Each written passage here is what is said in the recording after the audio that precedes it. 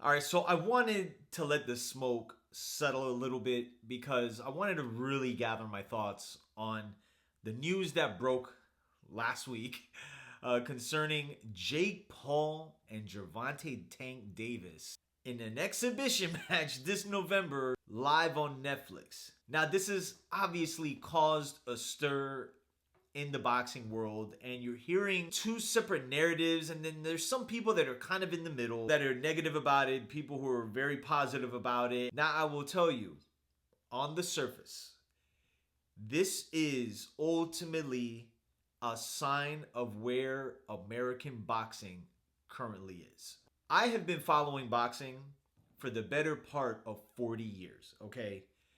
And I don't ever recall a time where, and people may disagree with me, but where a celebrity boxer has really taken the sport in a way where he is able to parlay himself as a genuine professional fighter and being able to land fights, now in this case, with a current professional fighter that has the popularity of a Gervonta Tank Davis. One of the biggest sticking points here is Jake Paul fought Julio Cesar Chavez Jr. at like 200 pounds. Was that at cruiserweight?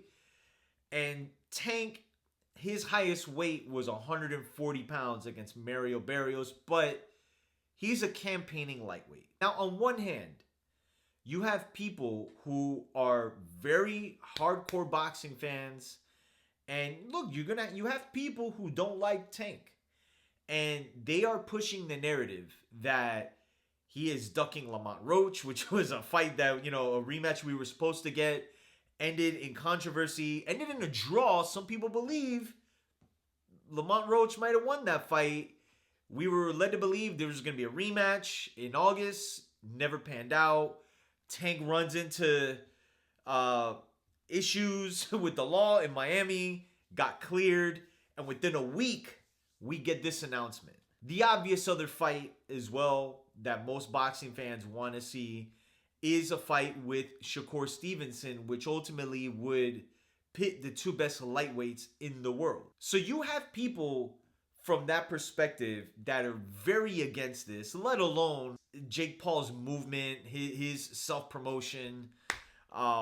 I'll get to that in a second. But the other side of it is you have fans who mostly are fans of Gervonta Davis and people that have more of the perspective of, and again, as I'm making this video, I don't know the exact dollar amount, but I'm hearing 9 figures, which is far beyond anything Tank has made to this point, which again adds more of a like, what the hell, when you consider that the money he's gonna make is against, again, a celebrity boxer. Now, the rhetoric you're also getting to is Gervonta Davis is gonna be able to be set for life, and he should take care of his family, and he perhaps won't see a bag like this again. And listen, to be quite honest, there may be valid points from that end, because when you really think about it, I'm not 100% sure either Turkey or whoever else is going to pay Gervonta Davis the kind of money, at least what we're hearing right now with Jake Paul, what he's going to make with him. If he'd make that with a Shakur Stevenson, a Devin Haney, a Teofimo Lopez, a Keyshawn Davis, which are fights all of us as, again, boxing fans would preferably like to see. Now for me, okay, as somebody who loves this sport, like I said, I've been watching this sport for the better part of 40 years. There is the side of me that is, wanting to see him in those fights with Shakur or a Tio or someone, something along those lines. But it's also very hard for me to point the finger at somebody and say, you better not go get that 9-figure payday, which is why I took time to make this video, because initially I was like, kind of like what a lot of people were saying, like, what the hell? But we're in new times, man, and I think sometimes we kind of get lost um in translation to where we're at today in American boxing. And I can go down a rabbit hole, and I'll make another video for that. But I do genuinely feel, man, this is a product of where American boxing is today, where for the most part, man, we haven't seen the promotion of the fighters of this era, this day, be promoted, be it on a network, be it, when I bring up HBO, where they were promoting the talent that was coming through there to 16 million some odd people, but on a network that wasn't predominantly a sports network, but on a Wednesday night, you'd have, I always say this, like on a Wednesday night, you'd have live this Saturday HBO World Championship Boxing, Oscar De La Hoya versus Ike Corte, and people will get that kind of promotion like on a Wednesday night and leading into, oh man, we got to make plans for this weekend. And HBO had a hell of a production. Those days have been lost, and I think a lot of it really has to do with the fact that the sport has been fragmented in a way where these whether it be the networks or the promoters, haven't had that kind of promotion to push their stars up. I mean, when you take a Richardson Hitchens or an Abdullah Mason or a Keyshawn Davis or a Teofimo Lopez or any people like that who from the boxing world, people know who they are, but they just haven't gotten that kind of like push to the American public to draw the allure for them to be, for them to be put into big fights in the boxing world, but for the casual public to really catch notice. So in steps Jake Paul, who, trust me when I tell you guys, okay, he knows how to push the buttons. And this is where people may disagree with me, but part of his brilliance is the fact that and I feel if he goes this trek of being a promoter, he could be a hell of a promoter. But he knows how to push the buttons.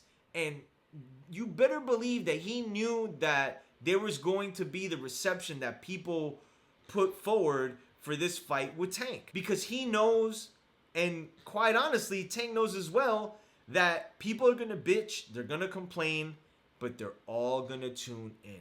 And this is what it just all comes down to. Again, I try to look at things from the perspective of, as a boxing fan, it's not something I would, if given the choice, I wouldn't want this.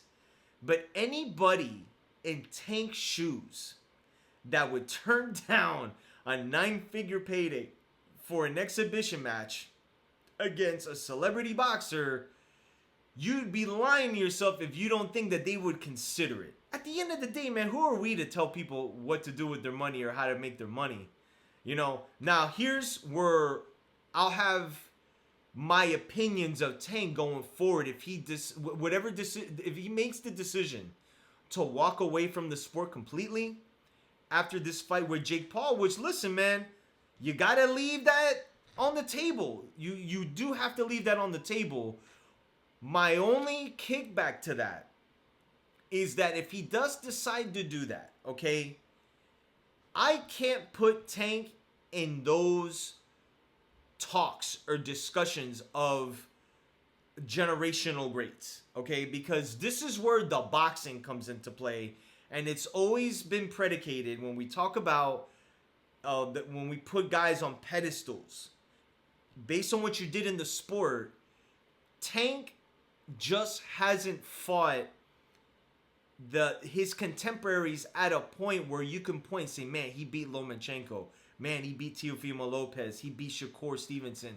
Guys that have been in and around 135 for the better part of 4 or 5 years, and for whatever reason, I'm not going to play that game, he has just not fought them. So if he decided to walk away, that's where I would not go the lengths to put him on those pedestals or those discussions about all-time great and, these mythical matchups, because he just at that point wouldn't have earned it. Now, has he done good at the gate? Yeah, a lot of fighters before him have done well at the gate. But this sport and the way we rate fighters historically has always been predicated on who you fight, when you fought them, and if or you beat them. And that's my only thing when it concerns Tank's decision after this fight. Now, if he decides to come back, you better believe that his like Fat Joe says, yesterday's price ain't today's price. And that's where perhaps this may come into play if and when this all culminates and he maybe goes to Turkey and say, hey, well, here's my new price. And then it's going to be, up to Turkey whether or not he wants to pay that, and or if it's going to mean that Tank at that point is going to fight a Shakur Stevenson, a Keyshawn Davis, or whomever else that's going to draw more of an allure from the boxing fan.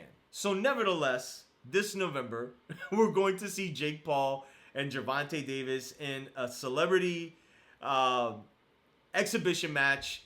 And while people right now are bitching and complaining, and I'll say this again, I'm not the biggest fan of it, but a shitload of people are going to tune into this fight.